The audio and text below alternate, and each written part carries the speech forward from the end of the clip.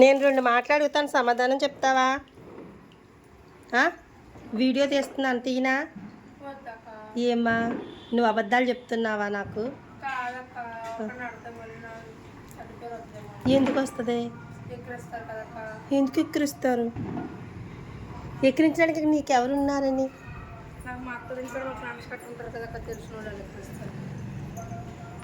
అయితే మీకు ఇల్లు ఉందా? లేదు, గుడిసెలు ఉంటుంది అక్క. కాంటే అసలు గుడిసెలో ఉంటున్నారా మీరు?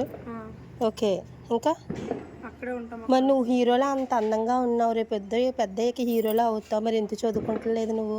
మా అమ్మ నాన్న చనిపోయినప్పుడు పోనీ అయిపోయింది, ఇప్పుడు చదువుకోవడానికి. మా అత్త కూడా బాగాలేదు కదా అక్క, మా అత్త దగ్గర ఉండే తిరుక్కుంటాం. మరి ఇలాంటి పని చేస్తే ఎలా బాగుంటారు? టైంకి అన్నం అంటే ఒకటి సంత కూడా వస్తాయి కదా అక్క, బియ్యం కొనుక్కుని అన్నం పోకూడదు అనుకుంటాం. ఏ పనిలోకి వెళ్తే మీకు ఆ డబ్బులు రావా? టైంలో ఎన్నింటికి పంపిస్తారు చెప్పలేం కదా అక్క, ఎన్నింటికి పంపిస్తారు కరెక్ట్గా చెప్పలేం కదా. ఇదైతే కొంచెంసేపు కష్టపడి కొద్దిసేపు మానేయచ్చంటావా? చెత్తలో తిరిగితే నీరసాలు రావా?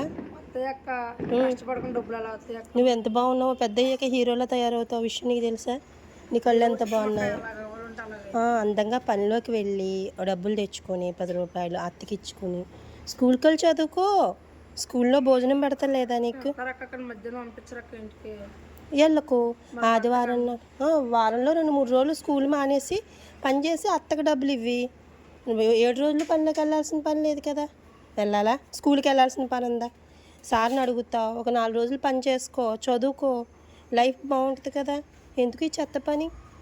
బాగా మాట్లాడుతున్నావు, చక్కగా మాట్లాడుతున్నావు, నీ దగ్గర మంచి టాలెంట్ ఉందని అర్థమవుతుంది. అవునా కదా? అక్క అంటున్నావు, నీకు కొంచెం సంస్కారం ఉంది, నీకు మంచి అంబిషన్స్ ఉన్నాయి, నీ మనసులో అర్థమవుతుంది. ఈ పని వల్ల లాభం ఏంటి చెప్పు? ఇంటికాడ మా అత్తని చూసుకోవచ్చక్క. ఇప్పుడు మీ అత్త ఎలా వచ్చిందా లేదా? అక్కడ ఉంది, ఎదురుంది అక్క, నడవలేక కూర్చునిపోయింది, దాహం వేస్తుంది మా ఇద్దరికి. శ్రీమాత్రే నమః. పట్టుకెళ్ళి. థ్యాంక్స్ అక్క. ఎక్కడ దొంగతనాలు చేయకండి. నువ్వు స్కూల్కి వెళ్ళి చదువుకో, అర్థమైందా?